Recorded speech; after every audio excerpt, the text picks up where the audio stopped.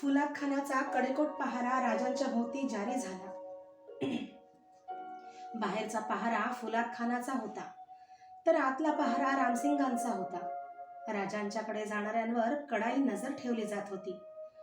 राजांच्या तळाच्या तोंडाशी खुद्द फुलाद खानाचा डेरा उभारण्यात आला होता. एका माणसाच्या बंदोबस्तासाठी औरंगजेबाने अनेक तोफा आणि हजारो माणसे गुंतविली होती. तशा परिस्थितीतही राजांना औरंगजेबाने घेतलेल्या धास्तीचे कौतुक वाटत होते. सरळ मार्गाने सुटका आता अशक्य आहे हे राजांना उघड दिसत होते. राजांच्या भोवती सारे गर्भगळीत होऊन बसले होते. राजांनी आपले मन सावरले. यातून मार्ग शोधण्यात त्यांचे मन गुंतले. रामसिंगाला राजांचे पहारे जारी झाल्याचे समजताच तो राजांना भेटायला आला. त्याची मान शरमेने लवली होती. रामसिंगाला पाहताच राजे उफाळले. रामसिंग, पटली ना खात्री?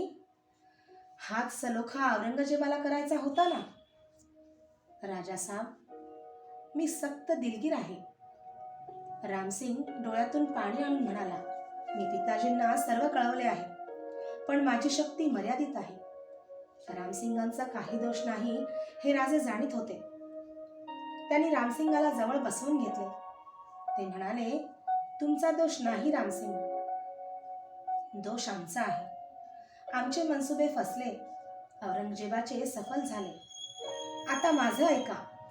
फुलाद खानाचा पहारा बसलाच आहे. माझ्यासाठी तुम्ही जामीन राहिला आहात. आजपर्यंत तुम्ही माझ्यासाठी खूप तरफदारी केली, पण तुमच्या शब्दाला दरबारी किंमत नाही. तुमचं कोणी ऐकत नाही. अशा परिस्थितीत तुम्ही माझी जबाबदारी स्वीकारू नये. राजासाहेब, ऐका कुंवरजी, मी सांगतो ते अगदी खरं आहे. तुम्ही बादशहाला सांगा, शिवाजीवर आता फुलादचे पहारे आहे. त्याची जबाबदारी तुमची. त्याला तुम्ही ठार मारू शकता, पण आता माझ्यावर शिवाजीची जबाबदारी नको. रामसिंग कावरा बावरा होऊन उभा राहिला. बोलून चालून अस्सल रजपूत तो. याला ते ऐकणेही कठीण गेले. त्याचे डोळे अश्रूंनी भरले. तो म्हणाला, राजासाहेब, तुम्ही असं म्हणावं हा तुमचा मोठेपणा, पण तुम्हीच मला भाऊ मानलत. संकटकाळी भावाला सोडणं हा राजपुतांचा धर्म नाही. राजे, मी तुम्हाला वाऱ्यावर सोडू शकणार नाही. जे व्हायचं ते आपणा दोघांचं होईल. रामसिंग सरळ मनाचा होता. त्याला कसं समजावून सांगायचं हेच राजांना कळेना. रामसिंग म्हणाला, राजाजी, पहारे बसले म्हणून तुम्ही काळजी करू नका. माझी विश्वासाची माणसं तेजसिंग, अर्जुनजी, सुखसिंग, नाथावाट हे तुमच्या पहाऱ्यावर आहेत. डोळ्यात तेल घालून ते तुम्हाला जपतील. राजांनी निश्वास सोडला. रामसिंग राजांचा निरोप घेऊन गेला. राजांनी आपली सारी माणसे गोळा केली. आता यापुढे प्रत्येक दिवस मोलाचा आहे हे राजांनी जाणले. राजे आपले वेद सांगत होते. राजांच्या साथीदारांच्या चेहऱ्यावर ते ऐकून बाळसेट चढत होते. दुसऱ्या दिवशी रामसिंग डेऱ्यात आला. त्याने राजांची उग्र संतापी प्रकृती पाहिली. राजे संतापले होते. हिरोजी, निराजी ही मंडळी आत हात बांधून अपराधी चेहऱ्यांनी समोरी उभी होती. राजे ओरडले, चालते व्हा, मला कुणाची जरूर नाही. माझ्याजवळ कोणी राहण्याची गरज नाही. खालच्या मानेने सारे बाहेर गेले. रामसिंग थक्क होऊन म्हणाला, राजासाहेब, काय चालवलंय हे? आपल्या विश्वासाच्या माणसांची जेव्हा अत्यंत गरज तेव्हा त्यांना घालवून देता? कसली गरज? इथं परमेश्वराखेरीज कोणाचं काय चालणार? परमुलुखात परस्वाधीन बनलो मी. जे व्हायचं ते होऊ दे. बिचारे ते आणखी गुंततील. रामसिंगाने राजांना शांत केले. तो तंबू बाहेर आला. तेव्हा राजांच्या लोकांनी तंबू पाडले होते. त्यांनी रामसिंगाला सांगितले, आम्ही जातो. रामसिंग निराजी पंतांना म्हणाला, पंत, राजे माझंही ऐकत नाही. तुम्ही या लोकांना जाऊ देऊ नका. माझं ऐका. या लोकांना इथले मुक्काम हलवून माझ्या तळामागे बागेत राहायला सांगा. निराजी सुन्न झाले. राजे एक रचित होते आणि रामसिंग प्रेमापोटी त्यातच नेमका खो घालत होता. निराजी पंतांनी राजांच्या माणसांना बागेत उतरण्यास सांगितले. राजांना हसावं की रडावं ते कळेना. ते म्हणाले, पंत, या राजपुतांना डोकं फार फार कमी. भावना विवश होणं एवढंच यांना माहीत. असं नसतं तर कशाला बिचारे पिढ्यानपिढ्या बादशहांची सेवा करीत बसले असते. सकाळी राजांनी फुलाद खानला बोलावून घेतले. फुलाद खान येताच राजांनी त्याला मोठ्या मानाने बसवून घेतले. फुलाद खान राजाच्या वर्तनाने चकित झाला. राजे हसत म्हणाले, फुलाद खान, आमच्या मनात तुमच्याविषयी काही नाही. तुम्ही हुकुमाचे बंदे, तुम्ही आपलं कर्तव्य करा. राजासाहेब, तुम्ही समजूतदार म्हणून. असू दे, राजे म्हणाले. आज आम्ही एका कामासाठी तुम्हास त्रास दिला. फुलाद खान सावध झाला. त्याने विचारले, कसलं काम? मी तर आता कैदेत पडलो. एवढ्या दूर मी आलेला. माझ्या एवढ्या माणसांचा खर्च मला निभत नाही. तुम्ही माझी विनंती बादशहांना कळवा. आवश्यक तेवढी 10-12 माणसं ठेवून बाकीचे मी माझ्या मुलखात त्यांच्या घरी पाठवावे म्हणतो. सिद्धी फुलाद खानाचे डोळे आनंदाने चमकले. त्याने औरंगजेबाला राजाची विनंती सांगितली. राजांची माणसे जाणार हे कळताच औरंगजेबाला आनंद झाला. त्याने राजांच्या शेकडो माणसांना आग्र्याबाहेर जाण्याचे परवाने पाठवून दिले. शिवाजीने ही चाल का करावी याचा विचार औरंगजेब करीत होता. शिवाजीच्या प्रत्येक गोष्टीवर त्याचे बारीक लक्ष होते. मागे शिवाजीने हत्ती खरीदल्याचे कळताच त्याने कसून चौकशी केली होती. आपली आहेत ती माणसे पाठवून शिवाजी मुठभर लोकांनिशी राहू इच्छितो हे औरंगजेबाच्या बुद्धीला पटेना. त्याने तातडीने साऱ्या परगण्यांना हुकूम पाठवले. जर आग्र्याहून शिवाजी पळाला तर त्याला दिसेल तिथं अडकवून ठेवण्याची खबरदारी घ्या. बादशहाकडूनच हुकूम आल्याने रामसिंगाचा नाईलाज झाला. साऱ्यांनी राजांचा जड अंतःकरणाने निरोप घेतला. त्यात महादेवही होता. अनेक नजरबाज होते. फार दिवसांनी एक गोष्ट मनासारखी झाली होती. औरंगजेब जयसिंगांच्या उत्तराची वाट पाहत होता. जयसिंगांचे पत्र आले, पण त्यात त्याने शिवाजीच्या जीवाला जपण्याचा सल्ला दिला होता. औरंगजेब विचार करीत असता एके दिवशी शिवाजीचा निरोप आला. शिवाजी राजांना बैरागी व्हायचे होते. त्यांचे मन मिटले होते. काशीला जाऊन संन्यास घ्यायची परवानगी त्यांनी मागितली होती. ते ऐकून औरंगजेब हसला. त्याने निरोपाचे उत्तर दिले, राजांना जर बैरागी व्हायचे असेल तर त्याला माझी काही हरकत नाही. संन्याशाला कुठेही राहिलं तरी सारखंच. त्यांनीही इलाहाबादला जाऊन माझ्या किल्ल्यात राहावं. तिथं माझा सुभेदार बहादूर खान आहे. तो राजांच्यावर चांगली नजर ठेवील. राजांनी तिथं सुखानं ईश्वर चिंतन करावं. राजांचा संन्यास घेण्याचा मार्ग ढासळला. 2 मास होत आले तरी काही घडत नव्हते. एके दिवशी कवींद्र परमानंद अलाहाबादेच्या एका विद्वान ब्राह्मण कवीला घेऊन आले. त्याचे नाव होते कब कलश. राजांनी कब कलशला ठेवून घेतले. खूप रात्र होईपर्यंत बोलणी झाली. 2 दिवसांनी कवी परमानंदांनी त्यांची रवानगी केली. त्यांना आपले हत्ती बक्षीस दिले. कब कलशलाही सन्मानाची विदागी मिळाली. औरंगजेबाला ते कळले. राजे आता खरोखरच विरक्त बनत आहेत असे त्याला भासले. आग्र्यात पावसाच्या तुरळक सरी पडत होत्या. उष्मा शतपटींनी वाढला होता. राजांना आकाशातले ढग पाहून आठवत होता आपला मुलूख. ती गर्द राई, हिरव्या मखमलीने आच्छादलेले पर्वत आता मुसळधार पावसात गड नाहत असतील. कड्यांवरून कोसळणाऱ्या प्रपातांचा श्वेत प्रवाह नजरेची पारणी फेडीत असेल. धुक्याच्या विरळ वस्त्राने गडांच्या माथ्यांवर मायेचा पदर धरला असेल. मायेचा पदर? मासाहेब, कशी दिवस कंठीत असेल ती माऊली. राजांनी डोळ्यांच्या कडा पुसल्या. त्यांनी पाहिले, संभाजीराजे बिछाण्यावर झोपले होते. त्यांच्या अंगावर काही पांघरून नव्हते. हिरोजीला राजे म्हणाले, हिरोजी, बाळराजांची शाल कुठं आहे? उकडतं म्हणून घातली नाही अंगावर. पण तिच्याशिवाय बाळराजांना चांगली झोप येत नाही. राजांनी उठून शाल घेतली. क्षणभर हातात ती ती शाल घोळवीत राहिले आणि त्यांनी ती शाल बाळराजांच्या अंगावर टाकली. बाळराजांची चाळवा झाली आणि परत ते शांतपणे झोपी गेले. पहारेकऱ्यांचे आवाज उठत होते. राजे बाळराजांच्या शेजारी झोपले. डोळे मिटत नव्हते. डेऱ्याच्या दाराशी तलवार उशाला घेऊन हिरोजी आडवा झाला होता. मदारीने विचारले, पाय रगडू? नको मदारी, झोप तू, आम्ही पण झोपतो. मदारी समया शांत करीत होता. जळत राहिलेल्या समयीच्या 1-2 वातींचा उजेड अंधाराची भयानता वाढवित होता. राजे पडल्या जागेवरूनच त्या वातींकडे पाहत होते. राजांचे मन बेचैन झाले होते.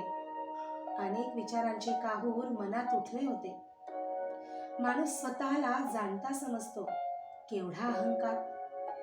दक्षिणच्या सुभेदारीचं स्वप्न घेऊन आपण आग्र्यात आलो. आलमगीरची मर्जी संपादन करून सुभेदारी घ्यावी आणि मिर्झा राजे दिलेर खान यांचा शह उठताच परत स्वराज्याच्या खटपटीस लागावं, हा आमचा मनसुबा दूरच राहिला आणि आम्ही बादशहाच्या कपट नीतीला मात्र बळी पडलो. राजांना आपल्या विचारांचे हसू आले. नीती अनीती ठरवायची कोणी? ज्याच्या साम्राज्याविरुद्ध आम्ही लढत देण्यासाठी उभे राहिलो त्या औरंगजेबानं आमची गय का करावी? आणि दक्षिणेची सुभेदारी तो देईल तरी कसा?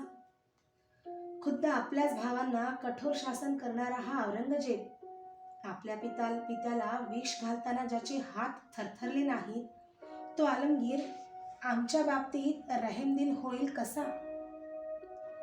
आजवर औरंगजेबानं आम्हाला जिवंत का ठेवलं? खास काहीतरी मोठी गल्लत होते आहे.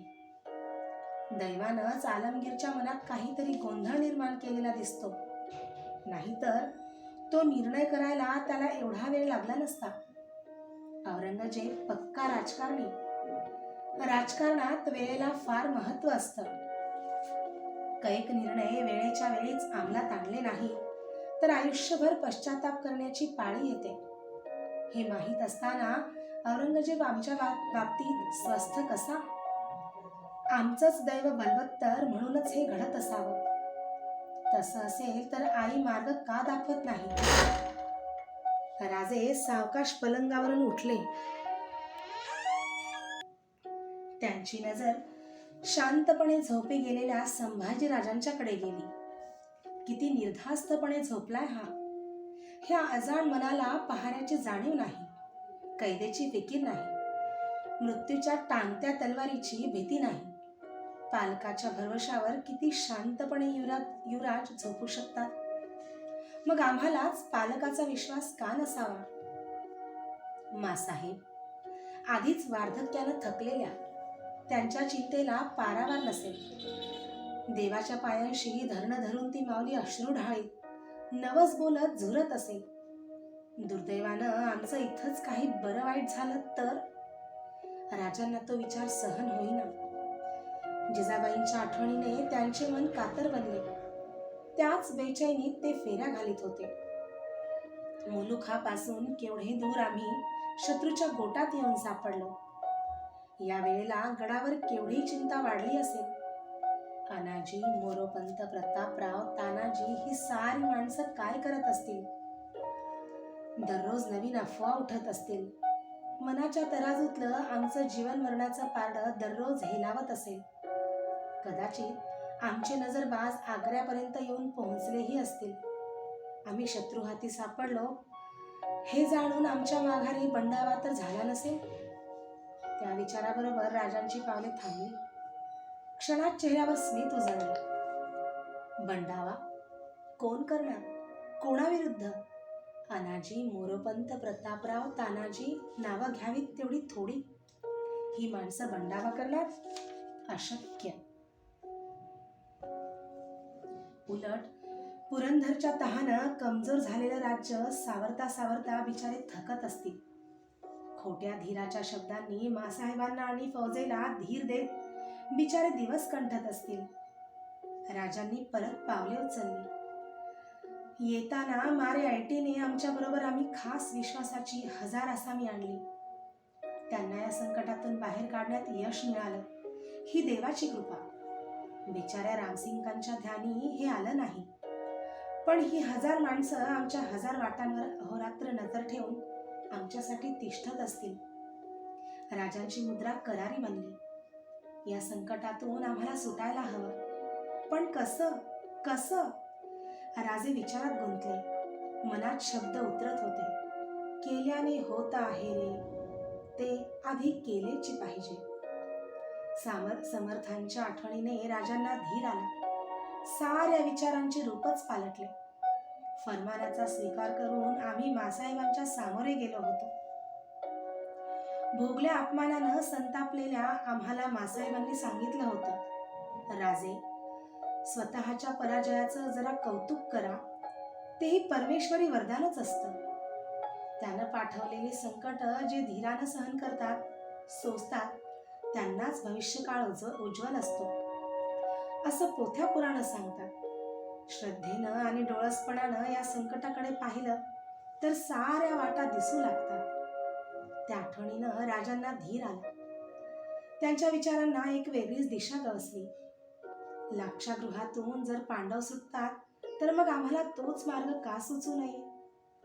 कंसाच्या बंदिशाळेत श्रीकृष्णाचा जन्म झाला. एवढा पहारा असतानाही वासुदेवांनी साध्या टोपलीच्या आधारानं श्रीकृष्णाच्या बंदिशाळेतून बाहेर काढलंच ना. त्यांच्याच कृपेनं पहारेकऱ्यांना निद्रा लागली. कुलपाचे बंद सुटले. भरल्या नदीनं वाट दिली. आलमगीर विचारांच्या आहारी जाऊन आम्हाला आजवर जिवंत ठेवतो. ही त्याचीच कृपा असली पाहिजे. आम्ही फक्त आधीच मोकळा असलेला मार्ग शोधायला हवा. राजांनी समईकडे पाहिले. एक वात मंदावत होती. राजे पुढे झाले. त्यांनी दोन्ही वाती पुढे सरकवल्या. वाती फरफरत मोठ्या झाल्या. त्या वाढत्या प्रकाशात राजांच्या मुखावरचे समाधान उजळले होते. सकाळच्या वेळी राजे सर्वांशी प्रसन्नपणे बोलत होते. निराजी पंत, हिरोजी फर्जंद यांच्यासारख्या जाणत्यांना तो बदललेला भाव पाहून खूप बरे वाटले. निराश मनात आशेची पालवी उमटली. राजे सर्वांसह मोकळेपणाने बोलत बसले असता रामसिंग आल्याची वर्दी आली. राजांनी रामसिंगांचे स्वागत केले. रामसिंग, दरबारची काय खबर? सर्व ठीक आहे. आलमगीरांच्या कृपेनं आम्ही इथं निर्धास्त बनलो आहोत. जी? रामसिंग चकित झाला. राजे हसले. रामसिंग, एवढं आश्चर्य वाटायला काय झालं? आम्ही आयुष्यात कधी निर्धास्त नव्हतो एवढे इथं आहोत. एवढा कडेकोट पहारा असताना माणसाला काळजी कसली? कैदेसारखं सुख नसतं रामसिंग. राजांनी एकदम विचारलं. आमच्या जबाबदारीतून सुटका करून घेतली की नाही? जी, अजून नाही. रामसिंग, तुम्ही आम्हाला लहान भावासारखे. तुम्ही आमच्यासाठी हा धोका पत्करू नका.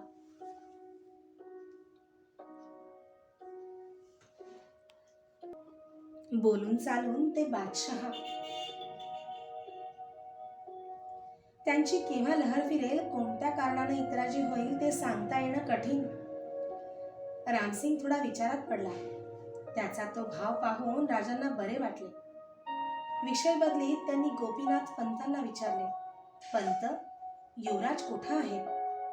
गोपीनाथ पंतांनी हसून उत्तर दिले, मघा ते फुलाद खान बरोबर पहारा पाहत होते. त्या उत्तराने राजे खळखळून हसले. सुरेख, आम्ही कैदेत आणि युवराज मात्र मोकळे.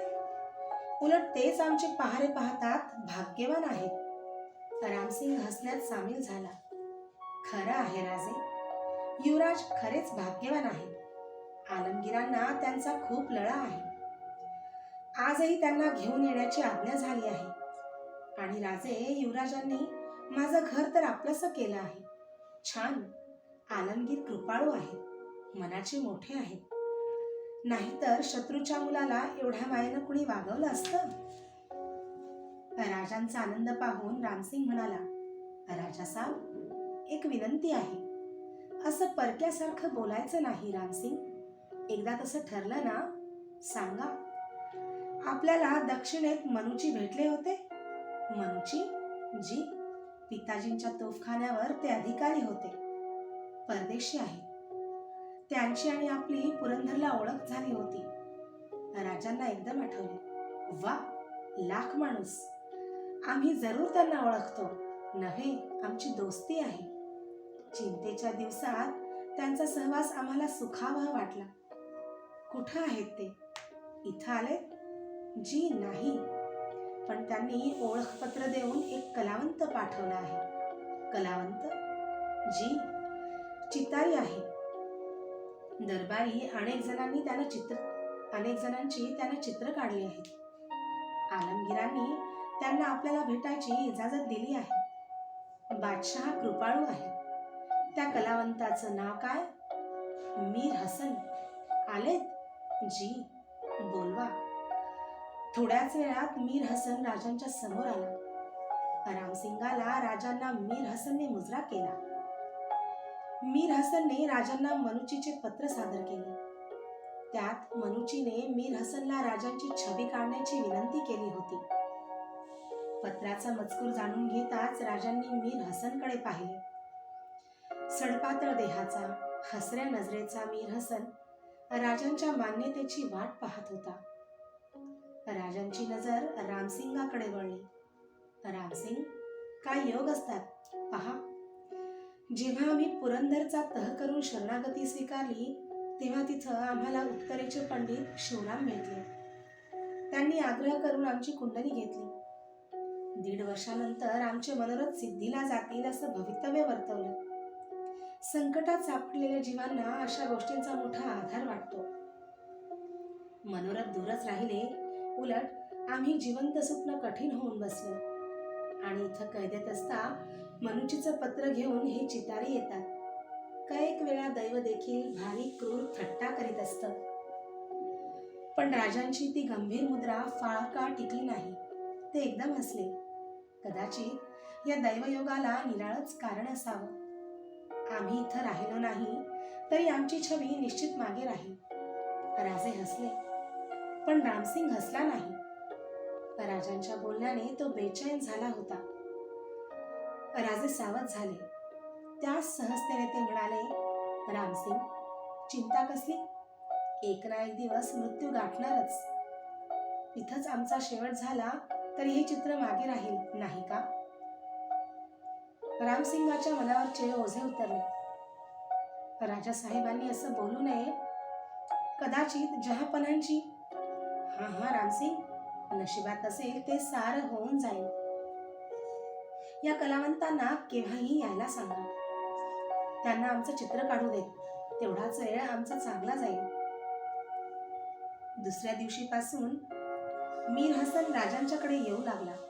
चित्र काढू लागला. सारे कौतुकाने ते पाहत होते. राजे मोकळ्या मनाने मीर हसन बरोबर बोलत होते. उलटणाऱ्या दिवसाबरोबर राजांचा प्रसन्न भाव वाढत होता. पण रामसिंगाला संकटाचे डोंगर दिसत होते. मिर्झा राजांनी कोठून ह्या शिवाजीची जोखीम पत्करली आणि आग्र्याची जोखीम आपल्यावर टाकली असे त्याला झाले होते. मध्यंतरी बादशहाच्या मनात खुद्द आपण दक्षिणेत विजापूर मोहिमेवर जावे असे आले होते. रामसिंगावर शिवाजीची जबाबदारी टाकून दक्षिणेत उतरावे असा त्याचा इरादा होता.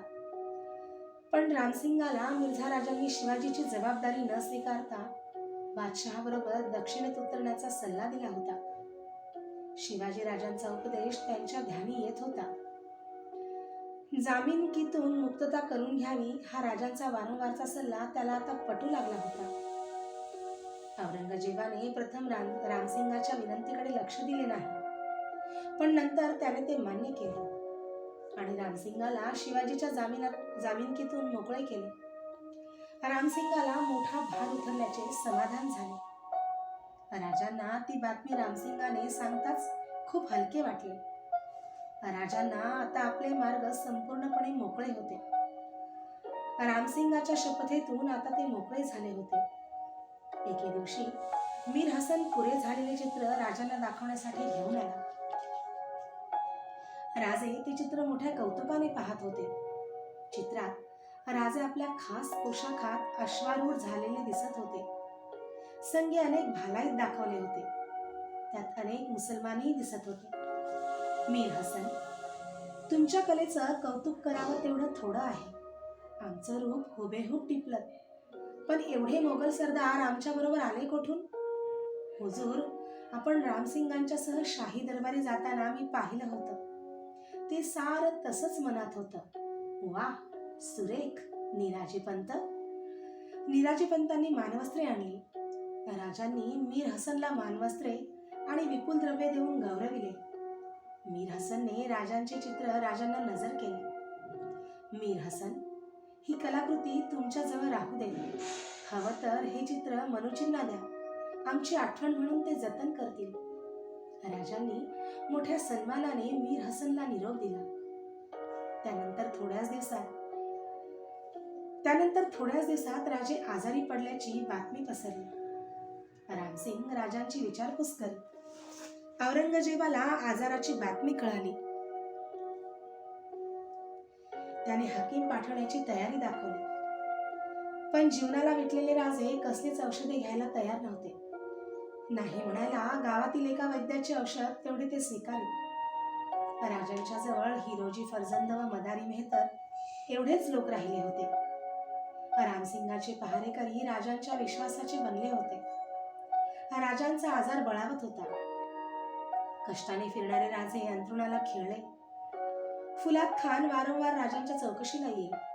प्रकृतीला आराम वाटावा म्हणून धार्मिक संप्रदायांप्रमाणे साधू संत, देवस्थाने, बादशहांचे वजीर यांना मिठाई पाठवण्याचे राजांच्या मनात आले. दररोज मिठाई पाठवली जात होती. डेऱ्याबाहेरच्या पहाऱ्यात तेजसिंग, अर्जुनजी, सुखसिंग नथावट ही माणसे येत होती. तसेच डेऱ्यालगत रामसिंगाचे रामकिशन ब्राह्मण, जीवा जोशी, श्रीकिशन उपाध्याय आणि बलराम पुरोहित हे लोक होते. रामसिंगांची ही सारी माणसे राजांनी वश करून घेतली होती. याखेरीज फुलाद खानाचे अनेक अधिकारी आहेत. त्यांनाही राजांनी भरपूर द्रव्य दिले होते. फुलाद खानाला मात्र याची गंधवार्ताही नव्हती. औरंगजेब शिवाजीबद्दल आता निर्धास्त बनला होता. शास्ता खानाच्या बेगमेने अनेक जासुदांनी उगीचच शिवाजीबद्दल हव्या त्या कंड्या पिकवल्या होत्या. शिवाजी सैतान आहे. तो भिंतीतून आलेला शास्ता खानाने पाहिला. 14 हात उडी तो मारू शकतो. तो अदृश्य होऊ शकतो. हे त्याला करता येतं. तर पहाऱ्यात खितपत का पडला असता? औरंगजेब अखेरच्या डावाची वाट पाहत होता. राजा विठ्ठलदासाची हवेली पुरी होत आली होती. शिवाजीला त्या हवेलीत हलवून तिथेच त्याचा वध करून पुरण्याचे औरंगजेबाने निश्चित केले होते. ही कुणकुण रामसिंगालाही लागली होती. राजांची प्रकृती पाहायला रामसिंग आला होता. राजे कणत होते. ताप नव्हता, पण सारे अंग कळांनी भरले होते असे राजे सांगत होते. रामसिंग बेचैन दिसत होता. तो म्हणाला, राजासाहेब, फार वाईट वेळेला हे दुखणं आलं का? राजांनी कष्टाने विचारले. मला बातमी लागली आहे. विठ्ठलदासाच्या हवेलीत नेऊन तुम्हाला मारण्याचा कट घाटत आहे. रामसिंग, औरंगजेब काहीही करू शकतो. माझा नाईलाज आहे राजे. मी काहीही करू शकत नाही. रामसिंग रडू लागला. राजे कष्टाने उठले. त्यांनी रामसिंगाला जवळ घेतले. राजे म्हणाले, रडू नका. जे व्हायचं ते होईल. रामसिंग, करता आली तर एक गोष्ट करा. काय करू राजासाहेब? विठ्ठलदासाच्या हवेलीत आम्हाला केव्हा हलवलं जाणार ते आम्हाला कळायला हवं. ते जमेल, पण त्याचा काय उपयोग? निदान घरच्या माणसांना निरोप तरी सांगता येतील. रामसिंग, संभाजीवर लक्ष ठेवा. त्याची काळजी करू नका राजे. आता ते माझ्या सवयीचे झाले आहेत. दरबारचे रिवाज देखील त्यांच्या अंगवळणी पडले आहेत. राजासाहेब, जेव्हा तुम्हाला हलवायचं ठरेल तेव्हा मीही आपल्याला भेटू शकणार नाही. मी असं करीन. रामसिंगाने थोडा विचार केला आणि तो म्हणाला, मी त्या दिवशी फुलाद खानकडून निरोप पाठवीन की तुम्ही माझ्याकडे येऊ नका. पातशहांनी बंदी केली आहे. ज्या दिवशी असा निरोप येईल त्याच्या दुसऱ्या दिवशी तुम्हाला हलवलं जाणार हे निश्चित समजा. यापेक्षा मला जास्त सांगता येणार नाही. रामसिंग राजांचा निरोप घेऊन गेला. राजे स्वस्थ पडून राहिले. मदारी, हिरोजी, रामकिशन, जीवा, जोशी मिठाईचे पेटारे भरण्यासाठी आत आले. राजांनी हिरोजीला निरोप सांगितला. हिरोजी गडबडीने बाहेर गेला. मिठाईच्या टोपल्या भरीत असलेला मदारी म्हणाला, महाराज, अशी मिठाई आपल्याकडे होत नाही. खरं आहे मदारी, ही मिठाई राजगडाला पोहोचायला हवी. तितके दिवस टिकेल? रामकिशन म्हणाला. महिनाभर ठेवली तरी बिघडत नाही. ऐकलंस मदारी, मिठाई हवे तितके दिवस टिकते, फक्त पाठवता आली पाहिजे. 15-16 वर्षांचा पोर मदारी, पण हुशार खरा. त्याला आपलं हसू लपवता आलं नाही. टोपल्या तयार झाल्या. रंगीत दांड्यांना अडकवून एक एक टोपली दोघा सेवकांच्या खांद्यांवरून डेऱ्याबाहेर गेली. फुलात खानाच्या पहाऱ्यावर टोपल्यांची कसून झडती झाली आणि टोपल्या बाहेर गेल्या. त्यातील एक टोपली खुद्द फुलात खानालाच पाठवली होती. दुसऱ्या दिवशी सकाळी कपकलश राजांच्या भेटीला आल्याची वर्दी आली. राजांनी कपकलशची भेट घेतली. डोक्याला भगवा रुमाल, कपाळी गंध, गोरी पान, उंचीपुरी अशी कपकलशची मूर्ती त्याच्या बुद्धिमत्तेचे तेज दाखवित होती. राजे बराच वेळ कलश बरोबर बोलत होते. राजांचे लक्ष दाराशी गेले. डेऱ्याच्या आतल्या द्वारी फुलात खान उभा होता.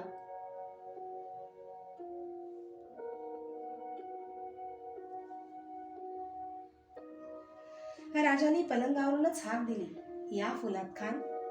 फुलात खान आत येत म्हणाला, राजासाहेब, आपल्या मिठाईबद्दल शुक्रिया अदा करण्यासाठी मी आलो होतो.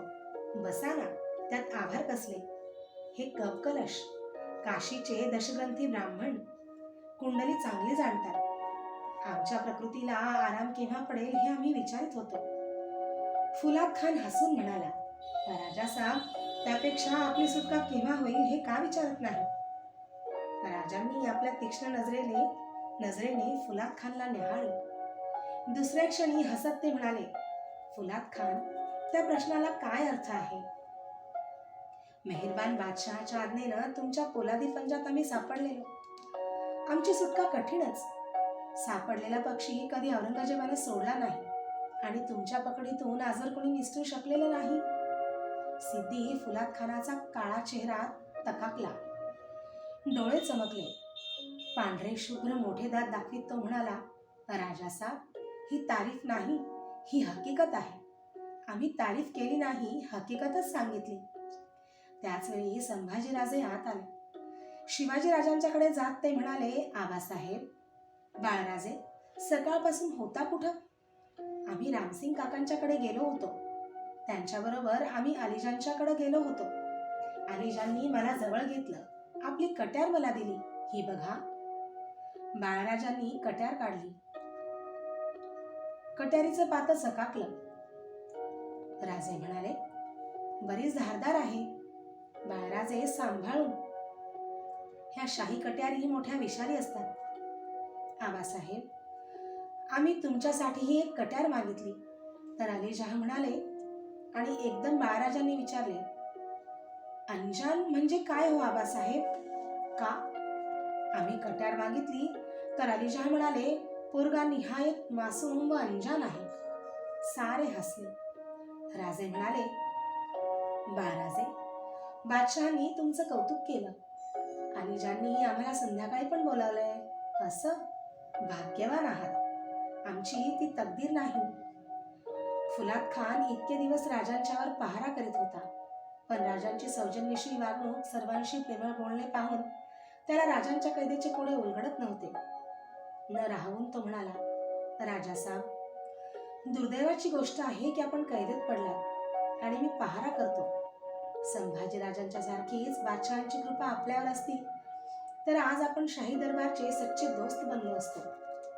आजही आपलं नातं तेच आहे. तुम्ही पहारा करता म्हणून तुम्हाला दोष देण्या इतके आम्ही अज्ञानी नाही. फुलात खानाने रजा घेतली.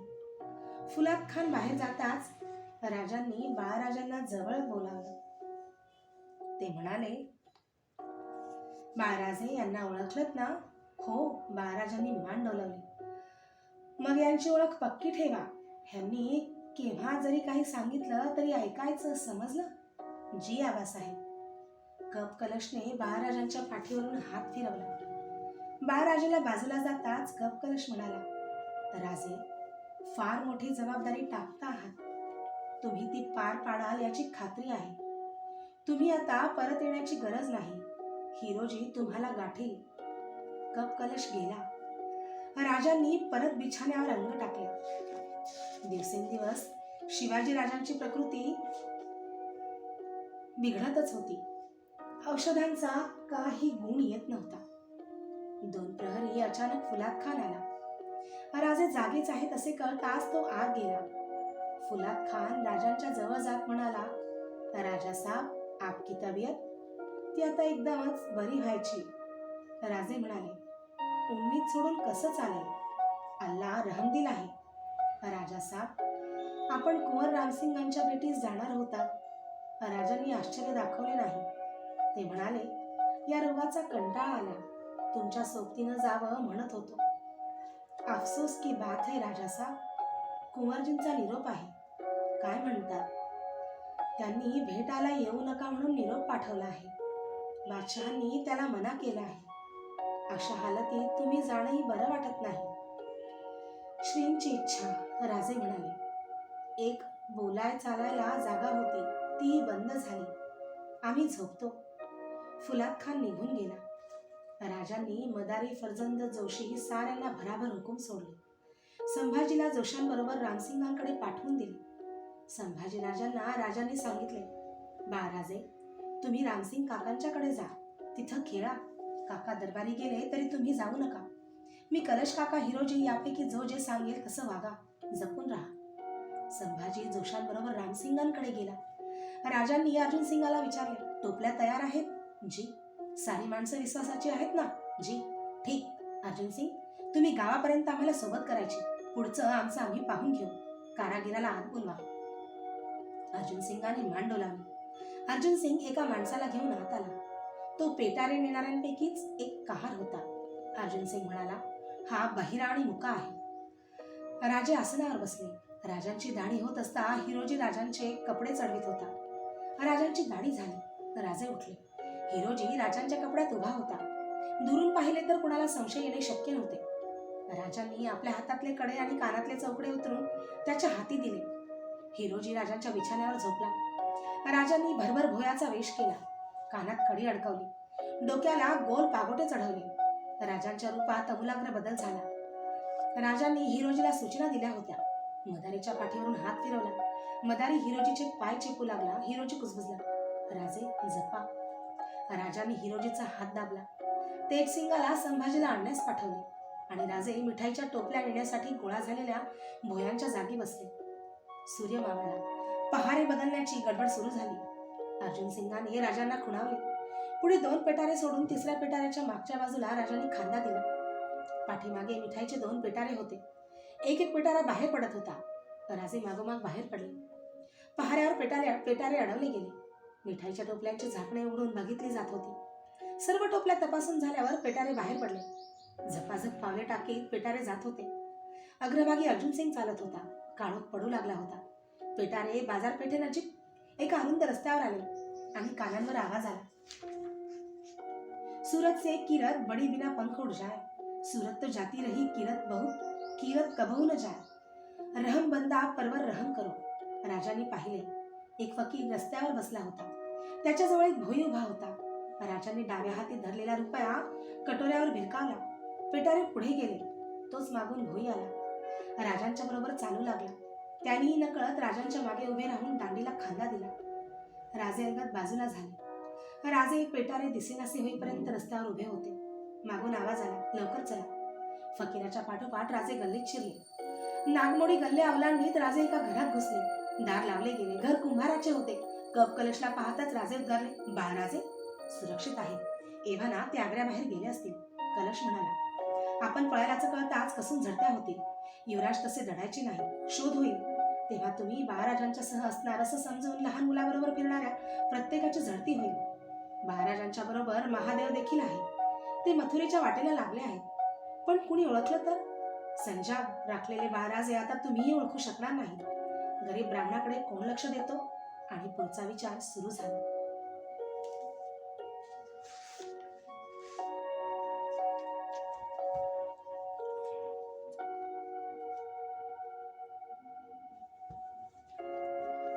हिरोजी फर्जंद पडद्याकडे तोंड करून पांघरून घेऊन झोपला होता. मदारी पाय चेपत होता. समया तेवत होत्या. अर्जुन सिंग नित्याप्रमाणे पहाऱ्यावर हजर झाला. जोशीही आला. फुलात खानाचे पहारेकरी डेऱ्यात डोकावून गेले. राजे झोपले होते.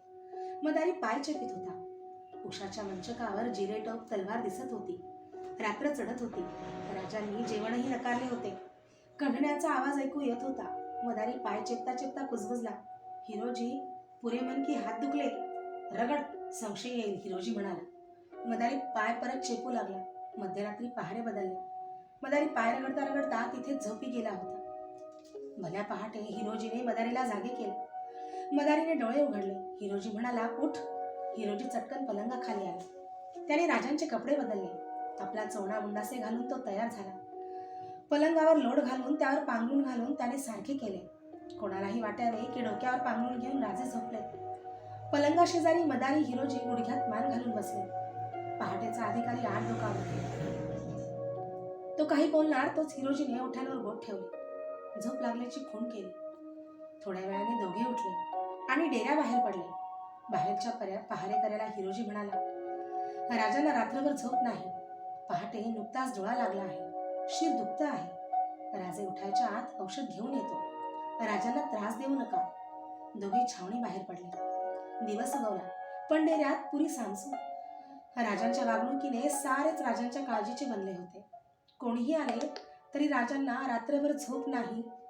राजे नुकतेच झोपलेले असे सांगितले जाईल. राजे झोपल्याचे पाहून अधिकारी निघून जाईल. सूर्य चढू लागला. राजे उठत नव्हते, कणत नव्हते. पहारेकरी अस्वस्थ होऊ लागले. त्यांना काही कळेना. औषध आणायला गेलेले राजांचे नोकर त्यांचाही कुठे पत्ता नव्हता. सूर्य डोक्यावर आला तसा पहारेकऱ्यांचा धीर सुटला. त्यांनी फुलात खानाला ही वर्दी दिली. फुलात खानाचा विश्वास बसेना. तो तसाच डेऱ्यात आला. राजे झोपले होते. उषाला राजांचा जिरेटोप तलवार तशीच होती. त्याला हायसे वाटले. सावकाश तो बिछाण्याजवळ आला. त्याने हलक्या आवाजात हाक दिली, राजासा. काहीच उत्तर नाही. राजासा. सारे शांत. फुलाद नजीक गेला आणि त्याने खसकन पांघरून ओढले. आकाश कोसळले होते. ताठरलेल्या डोळ्यांनी फुलाद बिछाण्यावरच्या लोट दुलई गिरद्या पाहत होता. फुलादचे दात करकर वाजले. एकदम तो ओरडला, या अल्लाह, शैतान भाग गया. संतापलेल्या फुलाद पहारेकऱ्यांवर गिरद्या फेकीत होता, लाथा मारित होता. फुलाद भानावर येताच रामसिंगांकडे आला. रामसिंगाला आश्चर्याचा धक्का बसला. दोघांच्याही माना पुऱ्या सापडल्या होत्या. रामसिंग तडक दरबारी गेला. बादशाह औरंगजेब दिवाणी खासच्या मजलीत बसला होता. शेजारी वजीर होते. दरबारचे मौलवी हजर होते. रामसिंगाला पाहताच बादशाह खुश झाला. त्याला शिवाजी आठवला. आजचा दिवस शिवाजीचा शेवटचा होता. आज सायंकाळी तो हलवला जाणार होता आणि विठ्ठलदासाच्या हवेलीत प्रवेश करताच त्याला समाधी मिळणार होती. औरंगजेब म्हणाला, ये रामसिंग. रामसिंग खाली माना घालून उभा होता. सदैव हसतमुख दिसणारा रामसिंग आज गंभीर का, याचे औरंगजेबाला कोडे पडले. त्याने विचारले, रामसिंग, कसलं संकट कोसळलं तुझ्यावर? रामसिंगाने मान वर केली. त्याचे डोळे भरले आणि त्यातून अश्रू ठिबकले. रामसिंगाने सांगितले, अन्नदाता, बातमी वाईट आहे. शिवाजी नाहीसा झाला. औरंगजेबाला त्या वाक्याचा अर्थ कळायला काही अवधी लागला. दाढीवरून त्याचा हात सुटला. जपाच्या माळेचे मणी भरभर सरकू लागले. संतापाने औरंगजेब ओरडला, कसा गेला शिवाजी? पहारे सक्त होते. पण आज सकाळी तो नाहीसा झाला आहे. त्याच्या डेऱ्यात कोणी नाही. औरंगजेबाच्या त्राग्याला सीमा राहिल्या नाही. त्याने फुलाद खानाला बोलावले. फुलादने कुराणाची शपथ घेऊन सांगितले की शिवाजी अदृश्य झाला. फुलाद खाना इतका इनामी सेवक नव्हता. औरंगजेब ओरडला, रामसिंग, हे तुझंच कृत्य. तूच त्याला पळवलंस. अन्नदाते, क्षमा असावी. माझा पहारा आत होता, पण बाहेरचा पहारा खुद्द फुलाद खानचा होता. हे अलिजांनी ध्यानी घ्यावं. औरंगजेबाने चारही वाटा शिवाजीचा शोध करण्याची आज्ञा दिली. सारे सरदार शोधासाठी निघाले. त्यात रामसिंगही होता. आग्रा शहरातील घर न घर तपासायची आज्ञा झाली. संभाजीसह जाणारा शिवाजी कुठे ना कुठे सापडेल ही औरंगजेबाला आशा होती. तसा तपास होत होता. आग्र्यातील कुंभाराचे घरही तपासले गेले, पण कोणी सापडले नाही. हवेलीच्या तळघरात लपून राहिलेले राजे तेथेच राहिले. रामसिंगांचे पहारेकरी पकडले गेले. त्यांना मार बडाव झाले, पण तिथून काही निष्पन्न झाले नाही. आग्र्याच्या झडतीत त्र्यंबकपंत आणि रघुनाथपंत मात्र सापडले. फुलाद खानाने सारा राग त्यांच्यावर काढला. त्या दोघांचा पुष्कळ छळ झाला, पण काहीच माहिती मिळू शकली नाही. राजांनी दिलेला हत्ती बरोबर घेऊन जात असलेले कवी परमानंदही ह्या धरपकडीत सापडले. औरंगजेबाची अवस्था वेड्यासारखी झाली होती. त्या घटनेवर त्याचा विश्वास बसत नव्हता. फुलाद खानाच्या सांगण्याप्रमाणे शिवाजी खरोखरच गुप्त झाला नसेल ना? शास्ताखानाच्या वेळी तो भिंतीतून प्रकट झाला, तसा तर तो येणार नाही ना? स्वतःच्या जीवाला सांभाळणारा औरंगजेब तो धोका घेऊ इच्छित नव्हता. त्याने आपल्या भोवती कडेकोट पहारा बसवला. शेजारी मौलवी ठेवले. रामसिंगाची मनसब काढून घेतली. नेताजीला कैद करून पाठवण्याचा हुकूम मिर्झा राजांना पाठवला.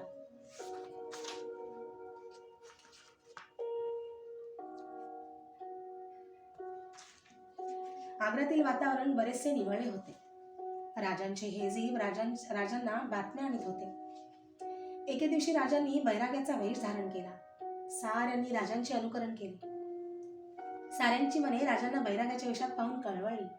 राजे म्हणाले, निरोजी पंत, फार दिवसांची आमची इच्छा या सोंगानं पुरी होत आहे. वाईट एवढंच वाटतं की योग्यता नसता हा बैरागी वेश धारण करीत आहोत. ती योग्यता येईल तेव्हा जीवनाचं सार्थक होईल. राजे निरोजी पंतांना सांगत होते, निराजी पंत, तुम्हाला बैराग्यांची भाषा येते ना? जी, तुमची निवड त्यासाठीच केली होती. आता तुम्ही आमचे महंत. तुमचं नाव कल्याण, माझा आनंद. आम्ही सारे तुमचे शिष्य. राजांनी सर्वांना नावे दिली. हळूहळू एक दोघे मिळून आग्र्याबाहेर पडत होते. राजांनी 3 गट केले, बैरागी, उदासी, गोसावी. तिन्ही गटांचे वेश निराळे.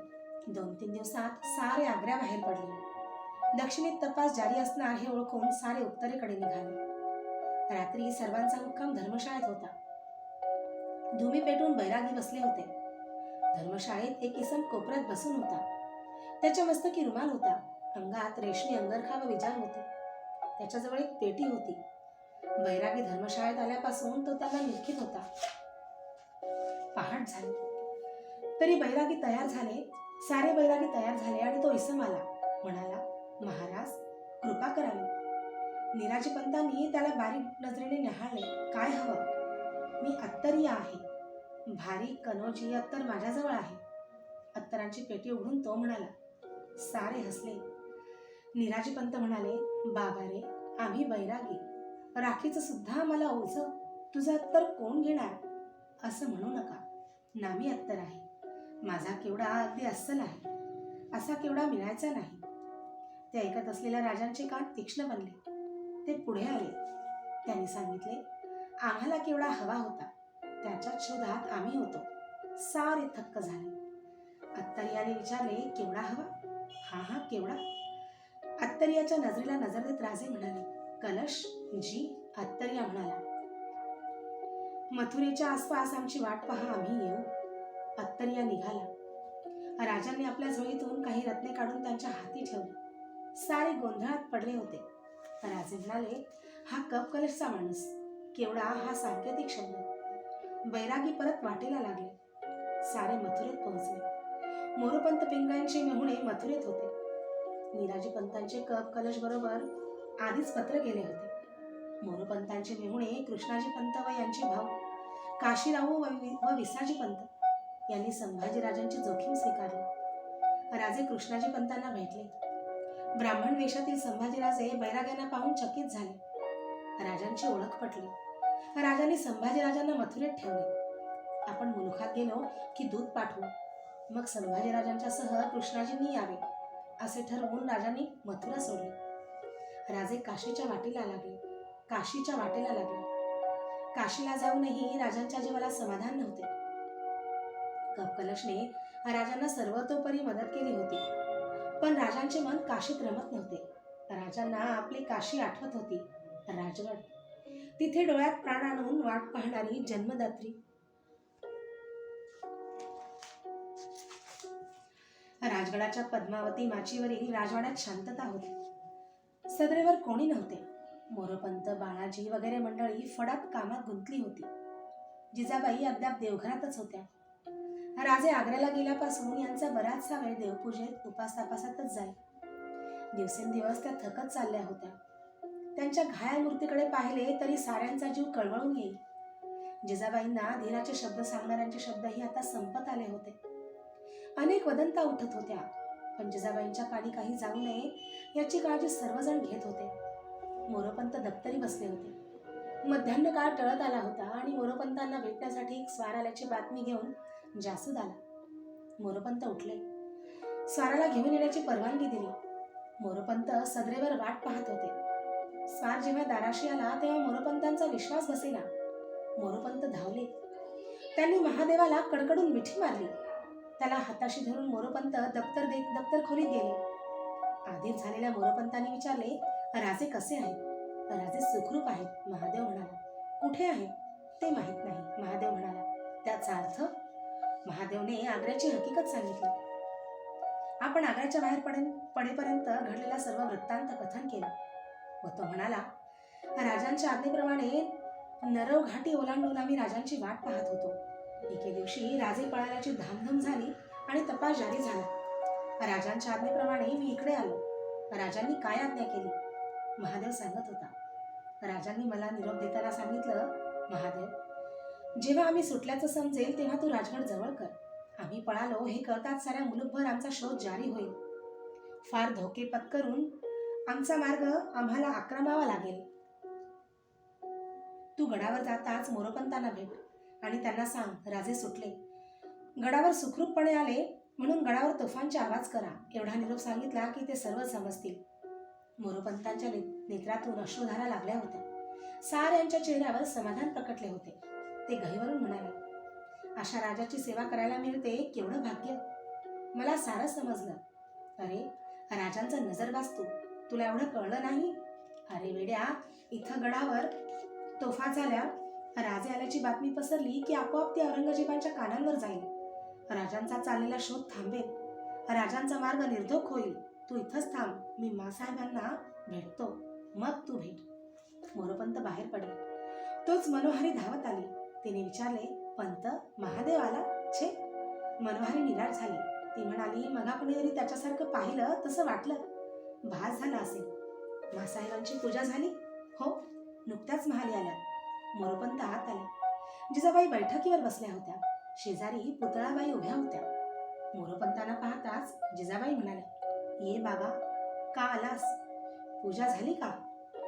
मी जेवले का? हेच विचारायला ना? नाही मासाहेब, एक छोटी बातमी आली. कसली बातमी? काही कटकटी सांगू नको. काही असलं तर सोयऱ्याला सांग, ती ठरविल. मोरोपंत नेहमीची अदब सोडून जिजाबाईच्या जवळ बसले. सहजपणे म्हणाले, मासाहेब, राजांनी औरंगजेबाच्या हातावर तुरी दिल्या. कुणी सांगितलं? जिजाबाईंनी विचारलं. खरं आहे. राजे कडेकोट पहाऱ्यातून सुटून गेले. राजे राजगडाच्या वाटेवर आहेत.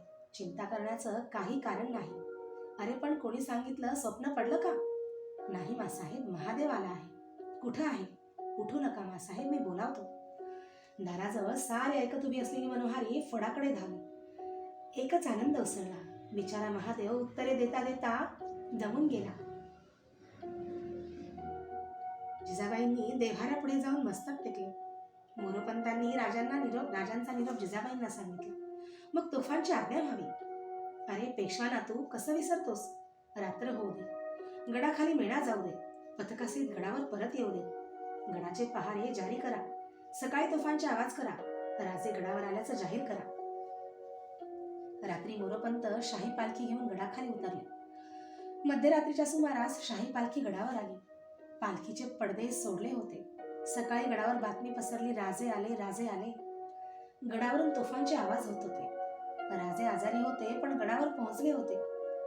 दक्षिणेतल्या मिर्झा राजांना ती बातमी कळली. त्यांनी औरंगजेबाला कळवले. राजगडाचे पहारे सक्त झाले. येणारा प्रत्येक माणूस खात्री करून आत घेतला जात होता. मोरोपंतांच्या हुकुमाखेरीज कोणाला गड उतरता येत नव्हता.